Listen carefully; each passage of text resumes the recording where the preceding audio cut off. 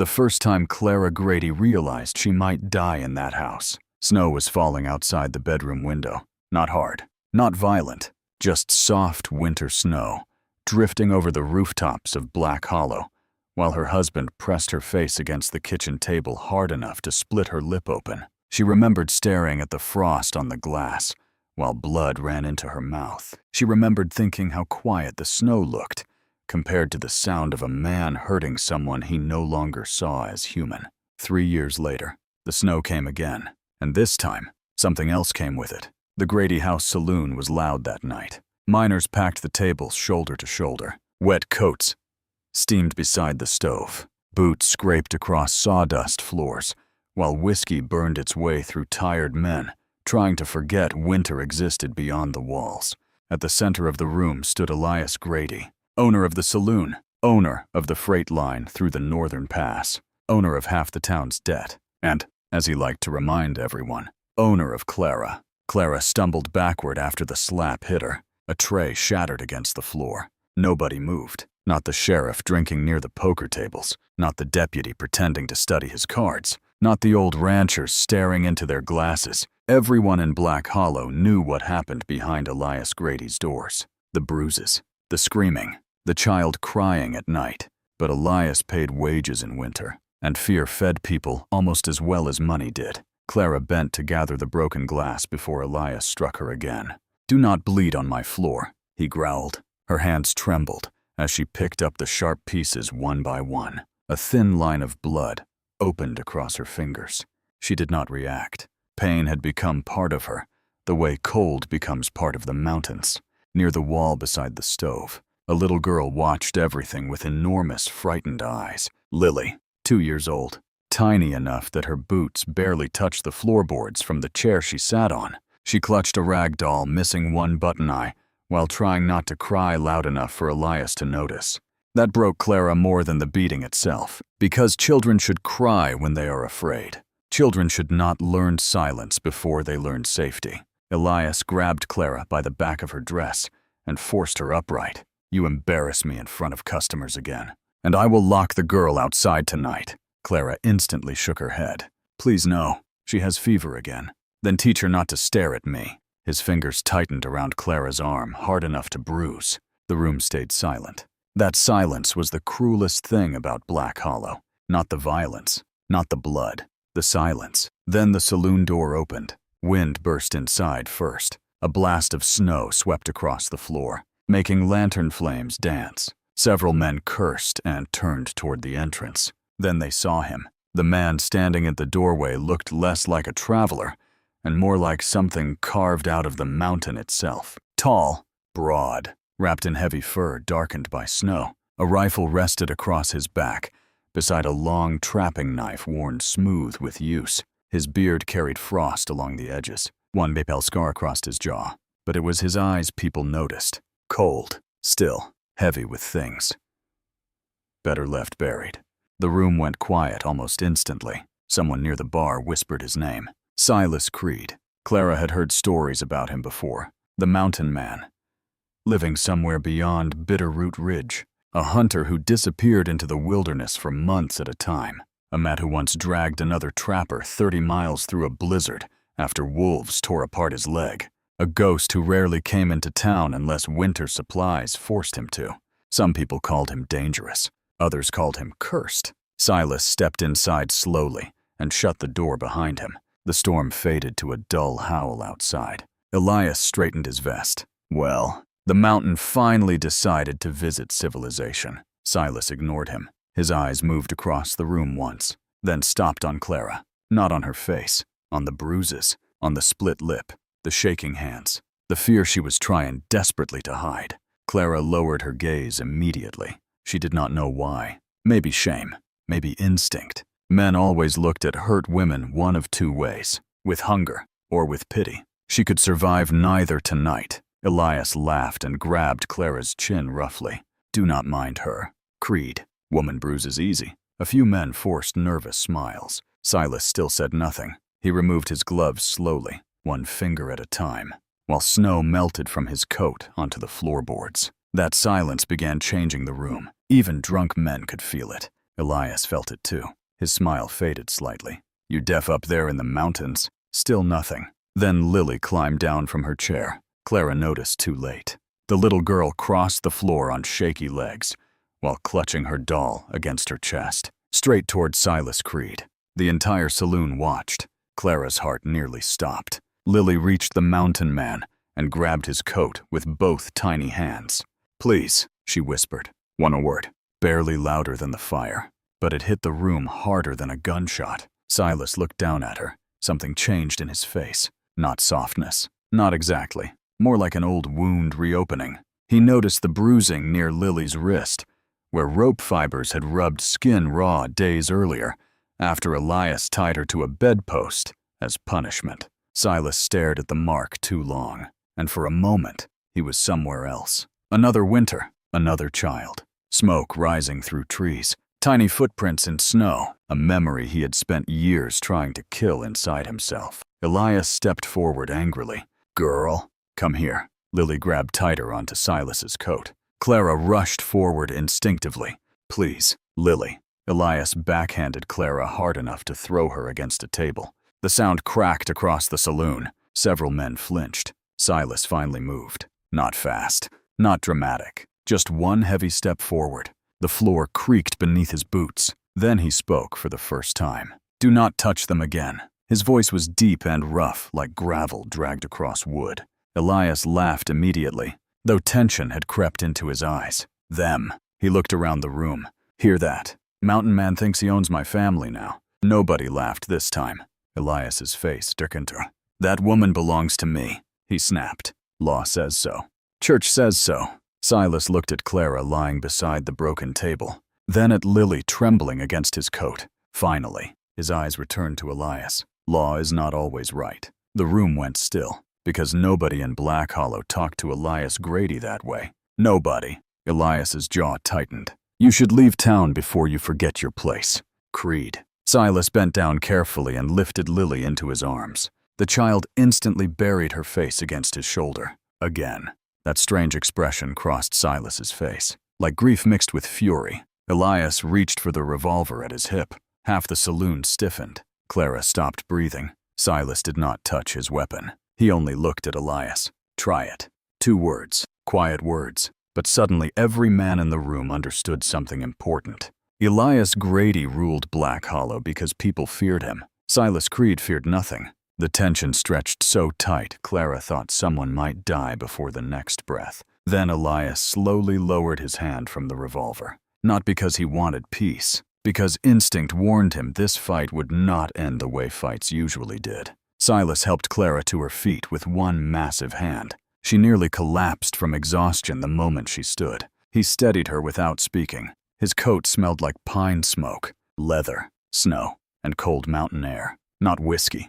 Not sweat, not violence. Clara realized she had forgotten what safety smelled like. Elias stepped aside with murder burning behind his eyes. You walk out that door with her, and I will hunt you through every mountain in this territory. Silas stared at him for one long moment. Then he answered quietly, You can try. He guided Clara toward the exit. Nobody stopped them. Not the sheriff, not the deputy. Not the men who spent years pretending not to hear Clara scream through winter nights. The storm swallowed them the second they stepped outside. Snow whipped across the empty street, while lantern light flickered behind frozen windows. Silas lifted Clara onto a massive roan horse, waiting beside the hitching rail. She could barely hold Lily from shaking so hard. Whether from cold or shock, she did not know. Silas climbed up behind them. The horse immediately turned toward the northern trail leading into the mountains. Clara finally found her voice. Why are you helping us? For several seconds, only wind answered. Then Silas spoke without looking at her. Because somebody should have done it sooner. The horse disappeared into the blizzard, while Black Hollow shrank behind them. But down in the saloon doorway, Elias Grady stood watching. Snow gathered across his shoulders. His face no longer looked angry. It looked patient. Dangerously patient, because cruel men can survive humiliation, but they never forgive it.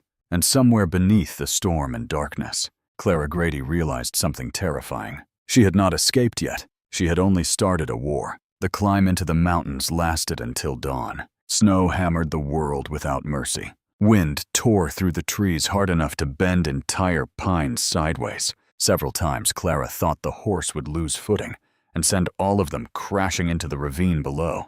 But Silas rode through the storm like a man who belonged to it.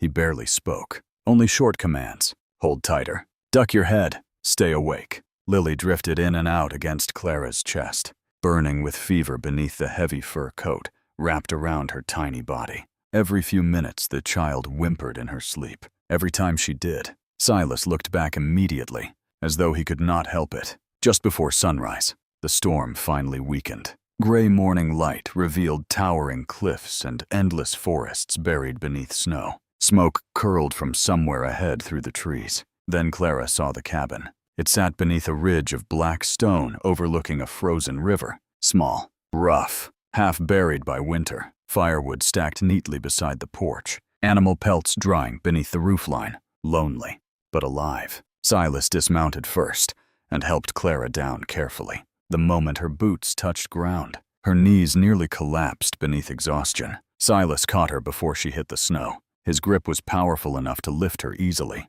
yet strangely careful. Inside, the cabin was warm from a stone fireplace glowing against the far wall. Hunting tools hung in perfect order. Dried herbs dangled from ceiling beams. A heavy bearskin covered the floor near the fire. Nothing luxurious, nothing soft, but nothing cruel either. Silas took Lily immediately. The child barely stirred as he carried her to the bed near the fire. Clara watched the massive mountain man kneel awkwardly beside the mattress, while checking Lily's temperature with the back of his rough hand. Too hot, he muttered. He moved quickly after that. Boiling water, grinding dried willow bark, wrapping warm cloth around Lily's neck. Clara sat silently near the fire, staring at him in disbelief. No man had cared for them in years. Not truly. Silas finally noticed her shaking. You are freezing. I am fine. You are lying. He tossed a folded blanket toward her. Clara wrapped it tightly around herself, while trying not to cry from the simple warmth of it. Silas crouched near the fireplace and fed more wood into the flames. His movements were efficient, quiet, like someone used to surviving alone for long stretches without wasting energy or words. Clara studied him carefully now that fear had settled slightly. He was older than she first thought, maybe early 40s. Deep scars crossed both hands. Another disappeared beneath the collar of his shirt near the throat. A man shaped by violence and weather. Yet Lily had stopped trembling the moment he carried her. That confused Clara more than anything. Most children feared large men. Lily slept easier beside this one. Silas handed Clara a tin cup. Drink. The liquid tasted bitter, but warm. What is it? Keeps fever away. She drank anyway. Silas sat across from her afterward, sharpening a hunting knife beside the fire, while snow tapped softly against the cabin windows. Hours passed before Clara finally spoke again. Elias will come. Yes, the answer arrived instantly. No hesitation, no false comfort. Clara lowered her eyes. You should have left us there. Silas continued sharpening the blade. You believe that? She swallowed hard. People who cross Elias disappear. A faint shadow crossed Silas's face then. Maybe I already disappeared. The words settled heavily between them. That night, Clara woke suddenly to Lily coughing violently. The child's fever had worsened. Her tiny body shook uncontrollably beneath the blankets, while snowstorm wind screamed outside the cabin walls. Silas was beside the bed instantly. He lifted Lily carefully and wrapped her inside thick fur blankets near the fire. The girl's lips had started turning pale. Clara panicked. Please help her. Silas opened a nearby chest and removed several bundles of herbs and small glass bottles. Clara realized then the mountain man knew more than trapping and hunting. He had learned survival, real survival, the kind people learn, and only after burying others. Silas mixed herbs into boiling water while Clara held Lily close. The little girl struggled to breathe. Then suddenly her small body went frighteningly limp. Clara froze. Number. Silas took Lily from her immediately. The mountain man pressed the child against his chest near the fire, while rubbing warmth back into her tiny arms. Come on, little one. His voice changed. Lower, rougher, almost desperate. Clara stared at him in shock. She had not heard emotion in his voice before. Not until now. Silas kept rubbing warmth into Lily's body. Stay with us. For several terrible seconds, nothing happened. Then Lily coughed weakly against his shoulder. Clara broke down sobbing. Silas closed his eyes briefly with relief before handing the child back to her. She will sleep now. How do you know what to do? Silas stared into the flames for a long moment. Because nobody knew how to save mine. The room went silent except for fire crackling between them. Clara understood instantly. There had once been another child in this cabin, or maybe another cabin long ago. A child he failed to protect. That grief still lived inside him like an old wound refusing to heal. Outside, wind roared down the mountainside. Inside, Lily finally slept peacefully for the first time in weeks. The next morning brought sunlight. Cold, pale winter sunlight spilling across endless white mountains. Clara stepped outside carefully while Lily still slept. The air burned her lungs. Below the ridge, forests stretched endlessly toward Black Hollow, far in the distance. Silas stood nearby splitting wood. Each strike of the axe cracked sharply through the frozen air. Clara watched him silently. He looked different outside town, less like a monster, more like part of the mountain itself. You built all this alone? She asked quietly. Silas nodded once. Why stay out here? People ruin things. She almost smiled at that. Almost. For the first time in years. No one shouted at her. For speaking. No one grabbed her arm. No one watched her like property. But peace never lasts long in places touched by men like Elias Grady. 3 days later, Silas found horse tracks near the river. Fresh tracks. At least 4 riders. He crouched beside the snow silently while studying them. Then his expression darkened. They found us. Clara's stomach dropped instantly. Silas rose and headed back toward the cabin. Pack only what matters. What are we going to do? Move. The tension returned immediately. Fast. Sharp. Silas loaded supplies onto the horse while checking his rifle and revolver with calm efficiency. Clara held Lily close as fear flooded back into her chest. Who is coming? Bounty men, probably. Elias hired them. Silas tightened the saddle straps. Men like Elias never dirty their own hands, if money can do it cheaper. Snow clouds rolled over the mountains again by afternoon. Another storm coming. Silas looked toward the darkening forest. If they catch us before nightfall, we fight. Clara stared at him. And if they catch us after? Silas looked toward the distant mountains. Then we survive. They rode north deeper into the wilderness while thunder echoed across frozen valleys. By sunset, the storm hit, harder than before. Snow. Reduced visibility to almost nothing.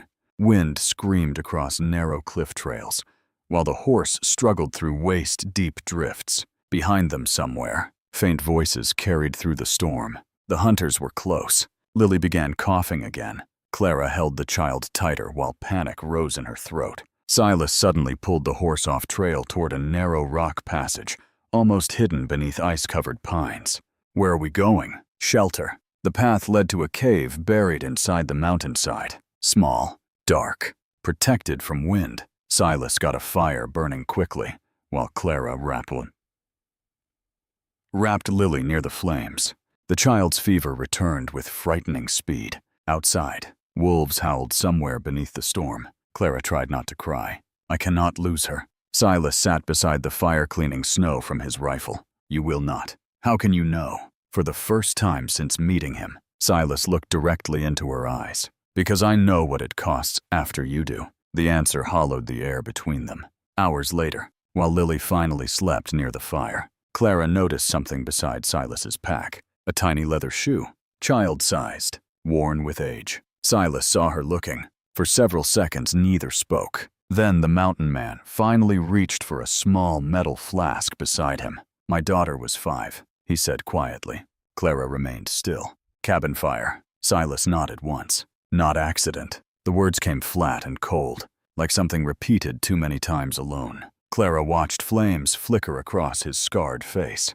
Who did it? Silas stared into the fire. Bad men protected by worse men. Something dark moved behind his eyes then. Something violent. I hunted some of them. Some. Silas took a slow drink from the flask. Not all. Outside. Thunder rolled through the mountains, while snow buried the world deeper in white darkness. Then came the sound. Distant at first. Horse hooves. Silas immediately stood. Every trace of grief vanished from his face. Only danger remained. He extinguished the lantern set on instantly. Stay quiet. Voices echoed faintly outside the cave entrance. Men searching through the storm. One of them laughed. Another mentioned Elias Grady's money. Clara's heart pounded so hard she thought they would hear it. Silas checked the revolver at his hip once. Then he stepped toward the cave entrance alone, while snow blew violently around him. And for the first time, Clara understood something terrifying. The mountain man was not afraid of the hunters. The hunters should have been afraid of him. The first hunter entered the cave with a lantern in one hand and a revolver in the other. He barely took 2 steps inside before Silas grabbed him from the darkness. The lantern crashed against stone. The gun fired once into the ceiling. Then came a wet, choking sound. By the time the second man rushed forward through the snow, Silas had already dragged the first body into the shitto. The storm swallowed the violence almost completely. Almost. Clara covered Lily's mouth, while the child trembled against her chest. Outside, men shouted. Silas emerged from the darkness like something born from the mountain itself. One gunshot echoed. Then another. A horse screamed somewhere beyond the snow. Minutes later, silence returned. Silas stepped back inside, covered in snow and blood that was not his. How many? Clara whispered. 3 left alive. They ran. His voice carried no pride, only certainty. Clara stared at him beside the dying firelight and realized why people in Black Hollow spoke his name quietly. Not because he was cruel, because he knew how to become cruel when necessary. By morning, the storm had buried the tracks completely. But Silas knew the hunters would return with more men. And next time, Elias would come personally. They traveled again before sunrise. Deeper north, higher into the mountains. The cold became unbearable. Wind carved through clothing like knives. More than once, Clara nearly collapsed while carrying Lily through deep snow after the horse lost footing near an icy ridge and fell into a ravine below. They continued on foot after that. Silas carried most of the supplies on his back, while helping Clara climb narrow frozen trails. Hours later, they finally reached an abandoned mining settlement hidden between cliffs. Rotting cabins leaned beneath snowdrifts. Broken carts sat frozen in place.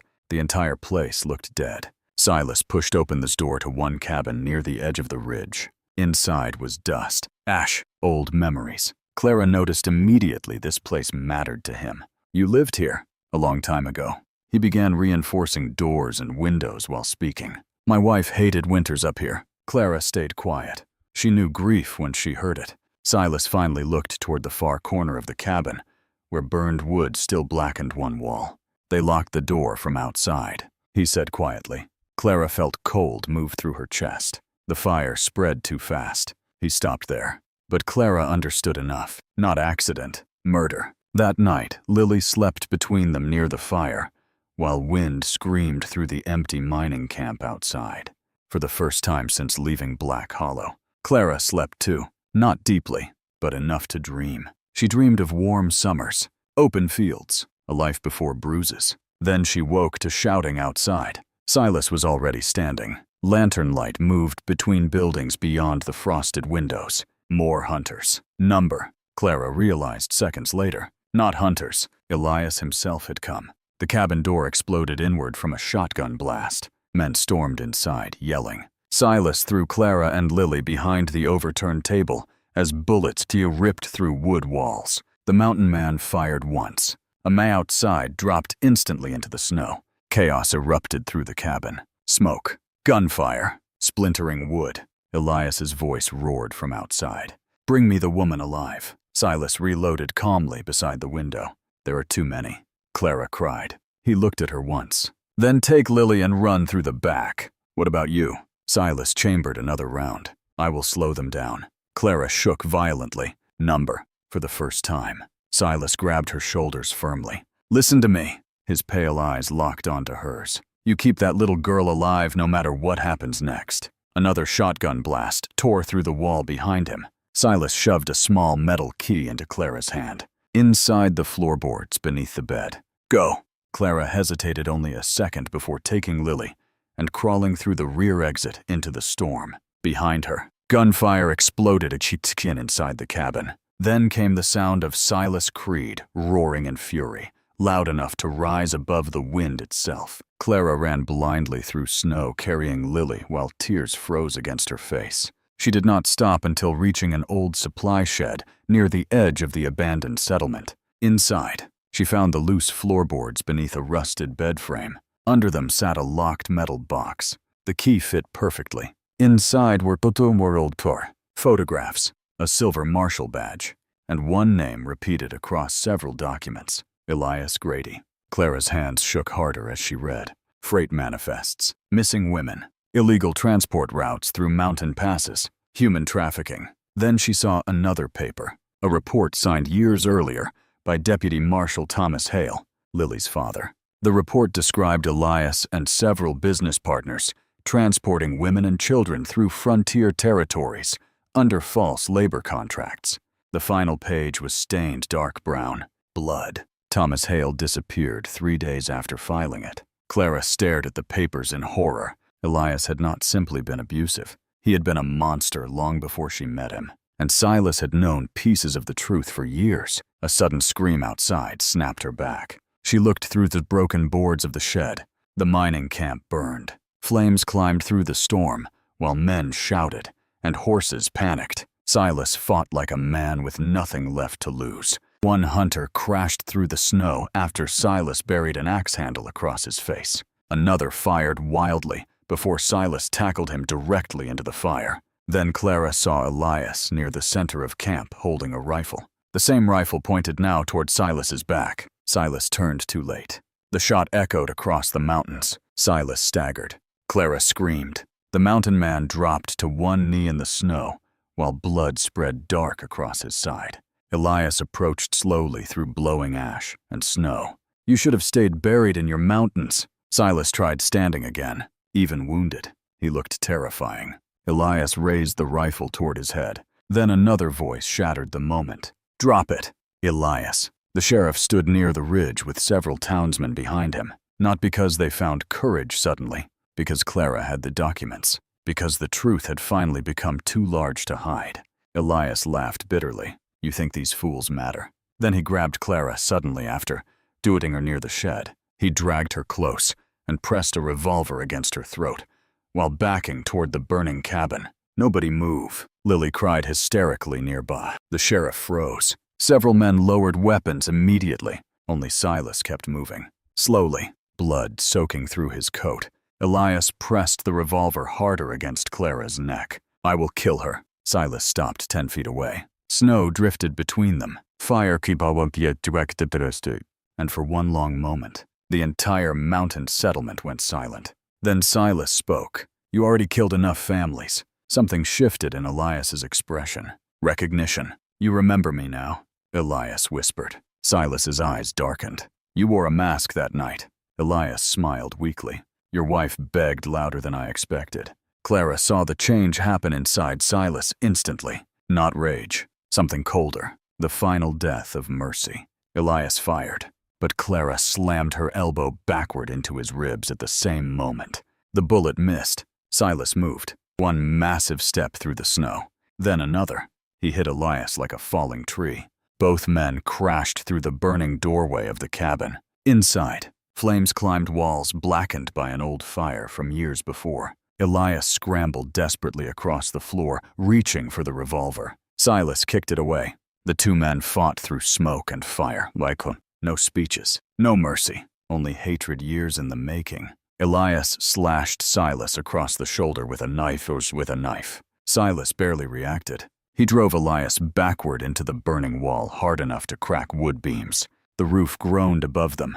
Outside, Clara screamed for Silas to get out, but the mountain man grabbed Elias by the throat and forced him toward the center of the burning cabin, the exact place where his family died years earlier. Elias finally looked afraid, truly afraid. "Please." Silas tightened his grip. Did they beg to? The roof began collapsing around them. Then suddenly Silas threw Elias toward the doorway instead of killing him. Elias crashed outside into the snow, coughing violently. The sheriff and townsmen immediately swarmed him. Chains locked around his wrists, while he screamed curses through blood and ash. Silas emerged from the burning cabin seconds later, before the roof finally collapsed behind him in a wave of sparks.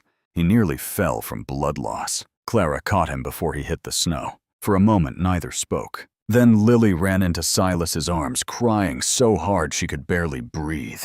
The giant mountain man held her carefully, despite the blood covering his coat. And for the first time since Clara met him, she saw peace touch his face. Winter slowly loosened its grip after Elias Grady disappeared into federal custody. The roads reopened by spring. Snow melted from the valleys. Rivers flowed again. People in Black Hollow stopped lowering their eyes when Clara walked past. Some out of guilt, some out of shame, but none dared touch her again. Months later, smoke rose once more from the cabin beneath Bitterroot Ridge. Not the smoke of fire and death. The smoke of cooking, of warmth, of life continuing. Silas stood outside repairing a fence while Lily chased butterflies through tall grass nearby. The scars remained. The silence remained. But something inside the mountain man had changed. Clara stepped onto the porch, holding a small bundle of cloth in her hands. Silas looked up. She smiled softly before placing his rough hand against her stomach. For several seconds, he said nothing. The giant man who feared nothing suddenly looked overwhelmed by something small and fragile and good. "A child?" he asked quietly. Clara nodded. Silas lowered his head slowly as emotion crossed his scarred face. Not grief this time, not rage. Hope. That evening, warm lantern light glowed through the cabin windows, while wind moved softly through the mountains outside. Lily laughed near the fireplace. Clara cooked supper, and Silas Creed sat silently beside them, listening to sounds he once believed he would never hear again. A family. The mountains remained cold. The world remained cruel. But inside that little cabin beneath the pines, the storm had finally passed. If this story kept you watching until the end, make sure to like, share, and subscribe for more powerful stories.